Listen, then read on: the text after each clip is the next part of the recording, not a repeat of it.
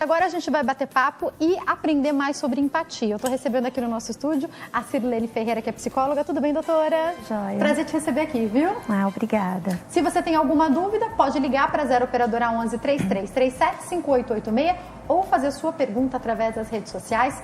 Doutora, eu queria começar pedindo para você explicar o que é empatia. Então, empatia, né? É a arte do relacionamento. Mas é interessante, né? Porque a gente aprende assim que a empatia é saber se colocar no lugar do outro. Né? É fazer pelo outro o que você gostaria que fosse feito por você. Mas hoje a gente já sabe que isso pode ter um gap, né? Que a empatia, ela precisa ser... A gente precisa falar mais a respeito disso, porque quando você se coloca no lugar do outro, é no lugar do outro de verdade, é de fato. Não é se colocar no lugar do outro com os seus pensamentos, com os seus desejos, né, com as suas frustrações, e sim com o do outro. E aí nem sempre a gente sabe tudo do outro, né? E aí o que fazer para descobrir se o melhor é o diálogo, o que é melhor? Quando a gente pensou nesse bate-papo, doutora, a minha produção estava ilustrando um acontecimento lá na escola de Suzano, que passou pelo massacre, em que um artista plástico quis fazer uma homenagem.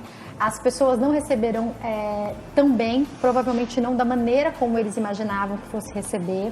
Até das crianças partiu a ideia de apagar aquela imagem. Sim. E daí a gente pensava que quem prestou homenagem, com certeza, teve a melhor intenção.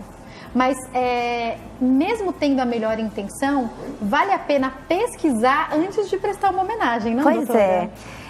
Acho que quando está ligada à arte, né? Eu não sei como foi que eles se conversaram, né? O curador, quem permitiu essa homenagem, o quanto de diálogo ele teve com esse artista para poder definir, então, porque quem decide a arte é o artista, mas ele é sensível bastante para saber o que machuca e o que não machuca. Nós não sabemos, né? Até onde foi que eles conversaram. E aí a empatia, né? Se colocar no lugar dessas crianças, dessa população que, nossa, nós sofremos, né? Sem dúvida. Nós não estávamos lá e sofremos em casa pelo acontecimento, pelo ocorrido. Então, acho que uma dica sobre empatia é a empatia, ela não pode vir sozinha, ela precisa vir acompanhada pela compaixão. É importante isso, porque quando de repente ele quis prestar essa homenagem foi prestada para quem? Eu acho que vale a pena falar sobre isso também, porque eu não vou nem entrar na questão teológica ou cristã, porque somos cristãos e acreditamos que não há relação entre o mundo dos vivos e dos mortos, mas a homenagem foi para os pais dessas crianças, a homenagem foi para as outras crianças, porque para quem que foi essa homenagem? Eu fico imaginando como que é o dia a dia das crianças tentando voltar ao normal depois do que aconteceu. Então, não ver mais a tragédia ao entrar na escola, não lembrar daquele canto onde você ficou escondido, ou não esquecer, mas não ficar pensando o tempo inteiro no melhor amigo, na melhor amiga que você perdeu, e daí você chega na escola e se depara com a imagem dessa pessoa. Ou será que os pais queriam que essa criança tivesse estampada no muro da escola, simbolizando uma tragédia? A gente não sabe como é isso, né? A gente não sabe como é que se deu, né? Como é que eles chegaram nessa homenagem, porque eu até desconheço se tem autorização para... Qual a questão jurídica disso, né? Usar a imagem, né? da criança, né? Então, eu não tenho esse conhecimento, mas por isso que a gente precisa tomar muito cuidado, né, na hora de homenagear. É preciso falar a respeito, ou até mesmo fazer alguns combinados, né? Pode ir até aqui... Ou então, quando você fala do Facebook, né? Antes de postar, não me marque. Ou então, me pergunte se eu aceito ou não. Acho que essas coisas valem. Olha, quando a gente vai para essas questões do dia a dia, como o Facebook, uma coisa que eu faço no Facebook é não permitir que haja marcação sem a minha autorização. Ótimo. Mas isso não significa que não seja talvez uma saia justa, porque como é que você não vai autorizar a homenagem daquela amiga? E aí eu queria te perguntar... Quando a gente tem mais intimidade, vamos pensar que é uma amiga de fato, que é alguém com quem você tem intimidade. Vale o diálogo? É mais importante você falar, amiga, eu não gostei dessa foto, ou marido, eu não gosto desse tipo de presente. Quando você tem essa intimidade, o diálogo é fundamental ou Deixa pra lá a primeira, a segunda, se você vê que aconteceu de novo, aí você fala. Então, eu penso que assim, a gente não precisa ter melindres com as pessoas com quem a gente tem intimidade. Porque isso prejudica, inclusive, as relações. Relações com muitos melindres não duram muito tempo. Verdade. Não é? Então, se é uma amizade, se é um relacionamento que você se sente à vontade, por que não dizer o que de fato sente? Não tem problemas nisso, né? A gente precisa se livrar dessas amarras, né? Com fulano eu não posso falar sobre tal assunto. Com ciclano, então não é amigo de verdade, porque com os amigos de verdade a gente pode falar o que sente. E eu acho que aí também tendo a ver com empatia, a gente conhecendo o perfil de cada amigo, talvez saiba como falar com cada amigo, né? É isso que eu pensei. É até como falar, né? Não é nem o que fala, mas como fala, né? Pode ser uma fala tranquila e dizer, olha, eu não lido muito bem com isso. Amiga, eu tô horrorosa, você sabe que isso pra mim é muito importante. Ou, sei lá, tem mulheres que se importam muito com como ficou, se ficou mais gordinha ou menos gordinha na foto. Tem mulher que não gosta que posta sem maquiagem. O que é? Você pode falar a verdade, amiga. Você sabe que eu tô descabelada naquela foto, é tão importante pra mim estar com o cabelo arrumado. Já joga pra você, já mostra o que te chateou, não é verdade? Porque de verdade é isso, não é? É importante pra você. Então, acho que a gente precisa começar a falar sobre essas questões, porque tá aí as redes sociais, né? Então, meu Deus, parece que a vida acontece lá dentro, né? E qual é o problema de fazer combinados, então? Olha, eu não gosto dessa maneira, então me pergunte antes, me mande no WhatsApp para eu saber se eu permito ou não. Não vejo problemas nisso. E aí eu percebo que a gente entra em um momento muito complicado quando você fala a respeito do melindre. Doutora, eu vou dividir algo que aconteceu comigo. Eu descobri que eu estava grávida, já na primeira semana eu descobri muito rápido, assim, eu estava grávida de um mês, eu já descobri que eu estava grávida. E a gente contou logo para minha família e para a família do meu marido, para os mais próximos, assim que a gente ficou sabendo. E eu lembro que eu pedi para todos, por favor, não postem nas redes sociais, porque eu só vou abrir isso, tanto no lugar onde eu trabalho, quanto para o público, depois de 4 meses, 3 meses e meio. Quando eu contei que eu estava grávida, foi no dia, inclusive, que eu fiz o morfológico. Eu já estava com quase 4 meses de gestação. Sim. Eu segurei. Por quê? Porque por conta do meu emprego, por conta das pessoas. Fiquei pensando, as pessoas já vão começar a homenagear, eu quero esperar. Estava muito no comecinho. A própria médica falou, você descobriu muito rápido, vamos ter que refazer o exame para ver tudo direitinho. Então, era um cuidado meu até por conta da minha profissão. Sim. Eu ouvi de muitas pessoas, que absurdo! Você não quer que posta nas redes sociais, que mimimi. Mas não é mimimi, eu não sou obrigada a expor minha vida nas redes sociais. Sim. É importante a gente deixar claro que você tem que respeitar a opinião do outro sobre a vida dele, né? Inclusive o outro nem precisa se justificar tanto, né? Olha, é um desejo meu. E as pessoas que gostam de você, ela não vai ficar te instigando, mas por quê? Não tem que ter julgamento, né? É verdade. Não tem que se explicar tanto. Olha, eu não gostaria que fizesse isso e isso, e pronto. Quem gosta, quem te respeita, não vai ficar te instigando. Mas por quê? O que está acontecendo? Ai, que frescura. Você acha que vai acontecer alguma coisa errada? Não, gente, eu não acho que vai acontecer nada errado, só não queria ter divulgado ainda, né? Isso é totalmente pessoal, né? Claro. E aí, doutora, você falou uma coisa no começo do bate-papo que eu acho fundamental. Se você quiser participar, liga, faz sua pergunta pra gente no 0 Operadora 11 3337 5886. É falar sobre essa questão de se colocar no lugar do outro, mas não como você, como o outro. Eu, de novo, vou dar o mesmo exemplo, já que eu tô nessa linha. Eu tenho amigas que, quando tiveram um bebê, queriam muito uma visita no hospital. E eu tenho amigas que falavam, por favor, não vá me visitar assim que eu tiver um bebê. E isso não é certo ou errado. Cada um é de um jeito, não é verdade? Exatamente. E até quando você diz assim, as pessoas julgavam, me perguntavam se ia acontecer algo de errado em relação à sua gestação. Por que será que a gente se preocupa tanto em se justificar? Isso é meu ou do outro? Né? Pois é, tem gente que prefere não receber visita. E qual o problema? Nenhum. Porque a gente tem uma mania de achar que porque eu fui criado assim, o meu jeito é o jeito certo. Não é certo ou errado, não existe esse modelo, não existe isso. Existe o que é saudável e o que é nocivo. O certo e errado, não existe.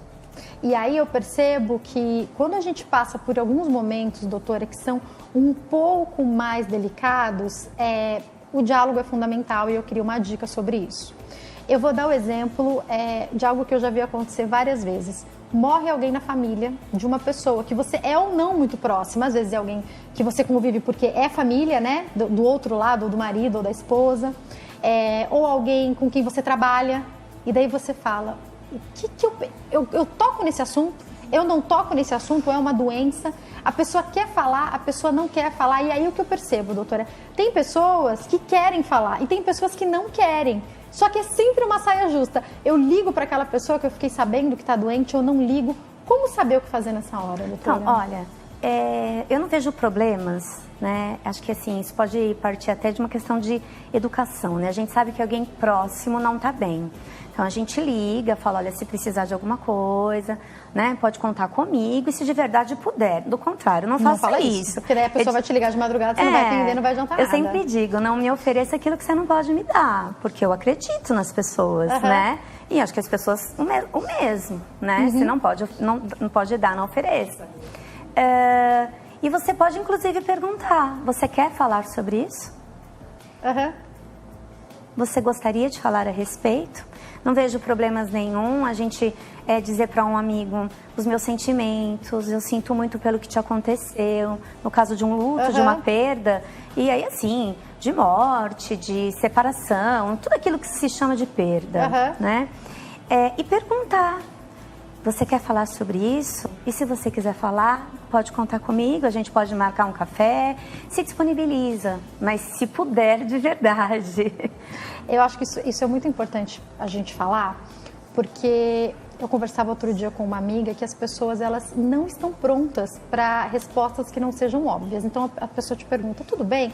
Tudo bem, você está com uma cara de cansada? Ah, se você responder, eu tô péssima hoje, a pessoa não vai saber o que fazer, porque ela não quer saber se está tudo mal, ela só quer saber se está tudo bem mesmo. Então eu acho que até falar, eu tenho pessoas que são próximas que quando estão passando por um momento difícil, eu costumo falar, me liga a hora que for. Aí eu deixo o celular próximo, porque eu sei que essa pessoa está passando por uma dificuldade, como já aconteceu de ligar 2, 3 horas da manhã e eu saber que eu preciso atender.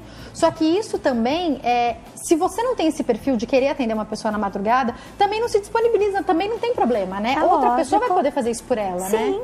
É aquilo que você falou. Não ofereça uma coisa que você não pode dar, né? Porque de repente você não está preparado para isso também, né? Luto é algo muito delicado, né? E eu digo que todas as vezes, e voltando sobre a escola, inclusive dá pra gente, todas as vezes que morre alguém, todas as vezes que a gente recebe uma notícia de falecimento, a nossa psique abre lá uma gavetinha das dores, né? E é como se a gente revivesse o momento do luto.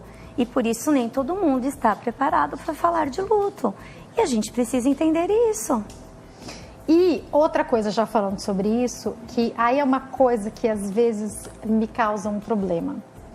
Às vezes você está tão feliz, eu já dei fora, às vezes você está tão feliz com uma coisa que aconteceu com você e você começa a dividir, falar alto pro outro, mas você esquece que aquele outro que está do seu lado acabou de passar por uma situação contrária à que você está passando. Então, vou seguir nesse mesmo exemplo, tá? Você tá grávida e você tá super feliz e conta pra uma amiga e você esquece que a sua amiga perdeu um bebê recentemente. Tô dando um exemplo aqui, já dei foras em outra linha, que você tá tão feliz, você fala, de repente seu amigo te contou, acabei de perder o carro, era financiado, foram buscar na minha casa, aí passa, sei lá, 2 meses, você compra um carro zero, e você tá tão feliz que você vira pro seu amigo e fala, amigo, você não vai acreditar, olha, aí você lembra que o amigo perdeu o carro, você fala, o que eu faço nessa situação? A alegria também, a sua alegria pode machucar o outro se você não tiver sensibilidade, né? Como lidar com isso? Então, ela pode machucar o outro se você não tiver sensibilidade. Mas olha, eu aprendi assim, né, que a felicidade de um amigo vem para a vida da gente também para trazer uma felicidade, exatamente, né, para refletir, não é? Então, às vezes, tudo que esse seu amigo triste mais está precisando no momento, eu viro uma boa notícia, não é? E talvez essa notícia não precisa chegar com nossa, tem uma banda anunciando, né? Não, do seu jeitinho e contar e dizer, olha, diante de tudo que vem acontecendo, também tem uma coisa muito boa para te contar. Vai, né? Estou grávida, ou sei lá, vou fazer aquela viagem que eu sonhei tanto. Né? De repente é isso que vai mudar o dia dele também. E aí, doutora, a gente chega num momento do bate-papo que eu acho que é importante, dentro do que a gente fala de empatia, que saber quem são as pessoas que estão ao nosso redor. Eu já ouvi falar que tem pessoas que você pensa que são seus amigos e que realmente na hora da dificuldade vão estar lá do lado, mas às vezes tem muita dificuldade de lidar com a sua alegria. E a minha pergunta em uma vida com 2 milhões, 2 mil, 3 mil, 4 mil amigos no Facebook, 5 mil amigos no Facebook, quantos amigos de verdade talvez a gente tenha para dividir as alegrias e as tristezas, não é verdade? Eu acho isso muito sério. Primeiro porque a gente precisa entender de fato que o Facebook, ele é uma vida virtual, ele não é a sua vida real, né? Então a gente precisa saber separar essas coisas. O nome ali é amigo porque é uma tradução do inglês e ficou amigo, mas é um status, onde é que essa pessoa se encontra, em que esfera da sua vida ela se posiciona, ela fica do lado dos amigos. Uhum. Isso não significa que você tenha que fazer uma festa imaginando que vai receber 2.000 pessoas, não é? Porque isso faz parte da sua vida virtual e não da sua vida real. E aí, doutora, como lidar com isso quando a gente fala a respeito do trabalho? Existem pessoas que ficam tantas horas no trabalho que acabam, de fato, misturando um pouco da vida pessoal, porque os melhores amigos acabam se tornando os amigos do trabalho. Sim. Por outro lado, pensando até na questão social, não dá para você levar os seus problemas pessoais para o trabalho, né? Como é que a gente mede essa linha na questão da empatia, mas de saber até que ponto você tem que contar para o outro? Então, o seu chefe precisa mesmo saber que hoje você brigou com seu marido? Como é que deve ser essa exposição? Até que ponto deve ir essa exposição? É uma pergunta bem abrangente, né? Existe um ditado que diz assim: os problemas de casa eu não levo para o trabalho, do trabalho, quem dera fosse assim. Nós descobrimos que problemas não são concretos, eles estão contidos, eles nos compõem, eles estão aqui dentro. Portanto, onde eu for, eles irão comigo.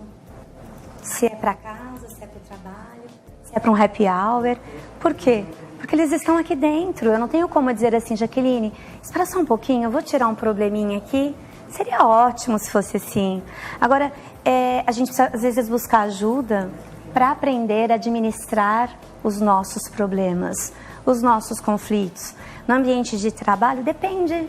Se você trabalha numa empresa com uma gestão mais humanista, talvez não tenha problema nenhum você compartilhar com o seu chefe que você está passando por um problema.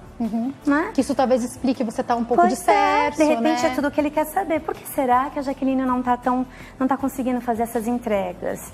Mas se a gestão permite isso, se você trabalha numa empresa onde a gestão não é tão humanista, de repente, seria interessante que você conseguisse contar para um amigo, para uma amiga e não para o seu chefe, né? Agora, é muito comum hoje em dia as empresas terem um olhar mais humanista, né? Que eu acho sensacional isso, né? E não de julgamento, né? Entender que está passando por um problema, porque passa, tudo passa. O problema também vai passar. E boa parte dos problemas que a gente fica perdendo o sono nem irão acontecer. Isso acontece muitas vezes, né, doutora? Muitas das nossas preocupações não se tornam em nada, né? São só preocupações, né? Às vezes, de alguma coisa que você leu, de alguma coisa que você ouviu falar, muitas vezes nem é, né? Pois é, e aí a gente vai fantasiando, a gente vai... Nossa, o que está acontecendo? A gente cria fantasias e isso é parte da mente humana, isso faz parte, né? E por isso, às vezes, é bom compartilhar com alguém. Porque daí a gente compartilha e descobre que é tudo uma fantasia, nem é real. Esse sofrimento nem precisa acontecer. E a visão, às vezes, do outro é fundamental porque ele está de fora vendo seu problema, né? Sim, olha, a visão do outro, quando esse outro está disposto a ser um ouvinte. E a gente também precisa saber quem está disposto a nos ouvir. E aí, por isso que eu quero te perguntar agora, doutora. Se eu percebo que o outro está estranho, eu devo perguntar? Então, se você percebe que não tem empatia, com compaixão, para que é que você vai falar? Né? Você vai tocar numa ferida que não vai poder ser tratada, só vai ficar mais aberta. Procure outra pessoa, num outro lugar, uma pessoa que queira te ouvir. Então, assim, as psicólogas não existem à toa. E aí, acho importante a gente falar sobre isso, eu vou te perguntar já. sobre patologias que possam estar envolvidas com algumas questões, doutora, para entender que o que eu percebo que muitas vezes acontece, tá? Você teve um problema pessoal.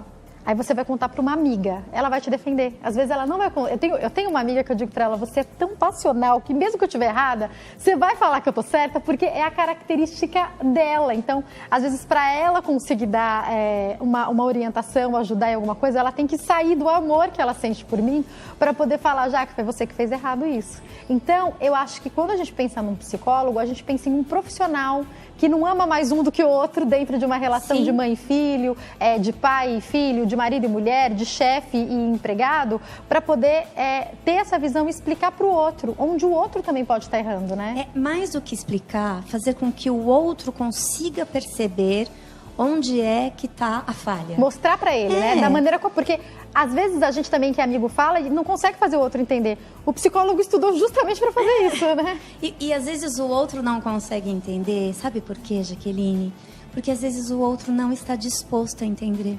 Não tá, né? Porque ele precisa sair da zona de conforto, né? Eu não quero saber que eu tô errado, né? Eu tenho certeza que eu tô certo. Porque isso depende de humildade, isso depende de uma série de outras coisas. Aí eu vou ter que mudar se eu descobrir isso, né? Com essa informação eu teria que tomar uma atitude, né? E será que eu quero tomar uma atitude?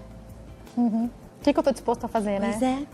Agora, doutora, quando eu falo sobre falta de empatia completa, total, não os erros, as gafes que a gente comete muitas vezes, mas falando em falta de empatia, eu posso estar falando sobre patologias? Ah, sim, claro que pode. Quais, por exemplo? Ah, então, algumas patologias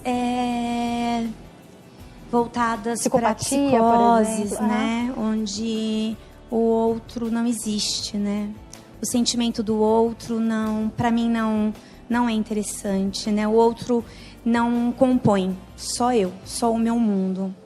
E aí eu fico imaginando em pessoas que se relacionam com pessoas que são assim, então, pensando numa pessoa muito próxima, com quem você tenta conversar, tenta dialogar, tenta dividir, e o outro não se preocupa com você, pra gente falar dos dois lados, né? Então, se o outro, de repente, tem essa dificuldade com empatia, isso pode ir minando você, minando a sua autoestima. Talvez seja importante pedir uma ajuda também, não, doutora? Acho que assim, se você convive com uma pessoa que demonstra isso, que se coloca dessa maneira, onde o outro não existe, imediatamente é preciso buscar ajuda profissional para entender quem é esse outro, né? Isso pode ser com uma criança, isso pode estar acontecendo com um adolescente. Bom, a gente começou essa conversa né, inconscientemente falando disso. Verdade. Que é o que aconteceu em Suzano.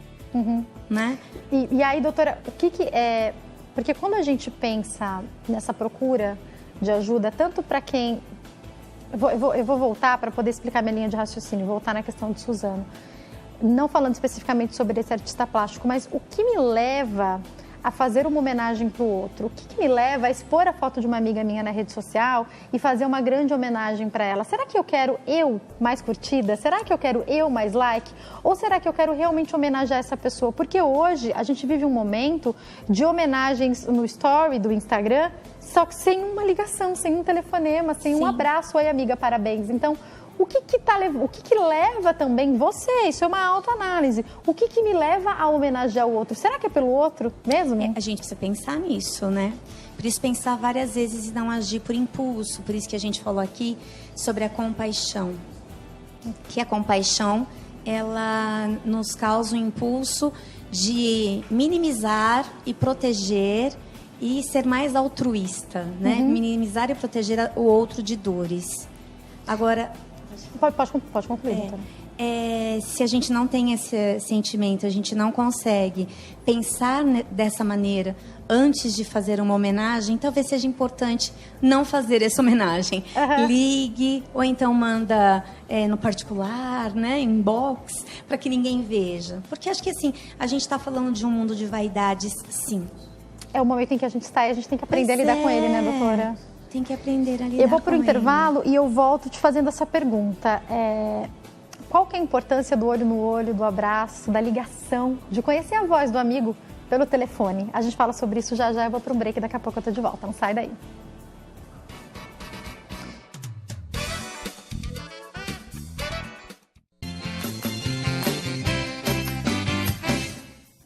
Nosso programa está de volta. Doutora, eu volto esse bloco te refazendo a pergunta do bloco anterior, que é com relação à falta que nos faz o olho no olho, o abraço, a ligação por telefone, aquele... Eu conheço a sua voz, não me engano. O que está acontecendo? Isso faz falta nessa sociedade? Faz muita falta. E aí, às vezes, eu tenho a impressão de que fica cada um na sua baia, falando com o outro, né? E o abraço, tudo superficial, como né? é gostoso. Quem é que não gosta de um abraço? Verdade. De receber um carinho, né? Então, faz muita falta. Doutora, quando a gente pensa em algumas doenças, em algumas patologias que têm crescido cada vez mais, eu posso falar sobre síndromes, eu posso falar sobre a própria depressão, até mesmo a ansiedade, que é um sintoma e pode estar dentro de várias patologias, pode ter alguma relação justamente com esse nosso distanciamento do mundo real. Às vezes as pessoas são muito próximas do mundo virtual, mas não se veem, não se falam, não olham no olho, não dão um abraço. É claro que pode ter tudo a ver com esse distanciamento e com essa concorrência, né? Nossa, quase todos foram almoçar fora nos finais de semana. Só eu que não. Ninguém me convidou. Né? Porque eu fico ali acompanhando e ninguém me convidou. E tá tendo churrasco na casa, né? Então, assim, é claro que faz falta a socialização. O ser humano é o único animal que precisa se socializar para se manter saudável. A gente precisa de gente, né? A gente precisa de gente. É importante falar isso, né, doutora? Porque...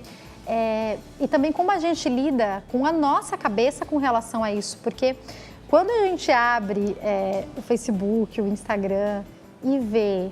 Eu sou uma pessoa um pouco ciumenta, Eu já mando logo mensagem. Oi, tudo bem? Por que eu não tô aí mesmo? Quando eu tenho muita intimidade, eu já pergunto quem foi que aconteceu. Mas a gente sabe que quando a gente tem muita amizade, tem essa facilidade de brincar, de falar, por que vocês não me chamaram? E já aconteceu várias vezes de eu ligar para amigo e falar, oi, eu acabei de ver que vocês estão juntos, cadê? Cadê que vocês não me chamaram? Ah, passa aqui, eu passo mesmo quando a gente tem muita intimidade. Agora, eu acho que a gente também tem que saber lidar com a vida sem mimimi. Às vezes não cabia a você aquela situação que eles estavam vivendo. Sim. Como que a gente cuida, encontra esse equilíbrio em um mundo em que tá tudo exposto, todo mundo sabe de tudo, doutora? E todo mundo quer estar em todos os lugares ao mesmo tempo, Uhum. né? É saber que, olha, gente, tem uma coisa que eu estava assistindo uma reportagem antes de chegar aqui e era uma reportagem triste, mais uma, né, onde o ex-marido não suportou o divórcio e foi lá e matou a ex-esposa. E aí eu conversei e disse assim, olha, as pessoas precisam aprender a perder, a lidar com o não. Não, eu não quero isso mais, né? E a perder, e não que ele tenha perdido, É que ninguém é obrigado a nada, né? Ninguém é obrigado a nada. Ninguém é obrigado a te convidar para o churrasco na casa, ninguém é obrigado a te convidar para o aniversário. E não quer dizer que a pessoa gosta mais ou menos de você, ela simplesmente não é obrigada, Sim. né? E tudo Isso, bem, e tem que estar tudo bem, né? E nós adultos, por favor, a gente precisa aprender a lidar com isso. Não, ou então, perdi. Né? A gente vê aí que tem brigas de torcidas organizadas, Uhum. né? E aí, então, um mata o outro porque o time perdeu. A gente precisa aprender a lidar com a perda, com o não. Não foi para você dessa vez. E aí a gente lida com uma outra situação que eu percebo, doutora, dentro disso, que é a vitimização. Tem pessoas que se vitimizam por tudo. Olha, a gente tem que escolher viver a vida leve e também entender quais os momentos que a gente passa. Eu fiz uma viagem recentemente que a gente foi para fora, eu fui com um casal de amigos que tinham um filho da mesma idade que o meu. E aí fica tudo muito fácil, porque tem que parar todo mundo para trocar fralda, tem que parar todo mundo para dar o TT, às vezes uma criança vomita, às vezes é a outra. Porque eu fiquei imaginando, se eu tivesse com um casal que não tivesse filhos nessa viagem, ia ser muito mais trabalhoso. A hora que vai no avião, as crianças estão fazendo bagunça, porque são crianças de 1 ano e meio. O filho deles tem 2 anos, o meu tem 1 ano e meio. Então, com outro casal, é muito mais difícil a gente fazer os mesmos programas. Então, se um outro casal não convida a gente não precisa nem de mimimi. A gente já sabe que são momentos diferentes, Sim, né? Porque cada um está vivendo um momento agora. Uhum. Exatamente. Saber, de novo, empatia, se colocar no lugar do outro e entender o momento do outro, né, doutora? Eu queria te perguntar um pouco sobre como lidar e a gente sabe que isso pode virar tristeza, e tristeza pode gerar patologias, depressão, ansiedade. Você se magoou muito com a atitude do outro e o outro não percebeu, porque isso pode acontecer, às vezes não é por mal. Mas você também não consegue falar para o outro e tá ali magoado, tá doendo. O que fazer, doutora? Eu costumo dizer assim, que muitas vezes o outro te magoa sem intenção, né? Não é consciente, é inconsciente. Ou seja, não é elaborado. Ele não foi para casa e disse assim, hoje eu vou magoar a Jaqueline. Não tem isso, né? Algumas vezes tem, porque também existem pessoas assim. Esse perfil também existe, né? Sim, é claro que existe, a gente não pode negar. Mas se tem algo te magoando, é preciso dissolver, porque a mágoa também causa doenças, a gente já sabe. Aí que causa câncer, que causa uma série de outras coisas. Então, pensar a respeito, elaborar como é que eu posso falar sobre isso com essa pessoa, né? Mas dissolve isso. É rápido.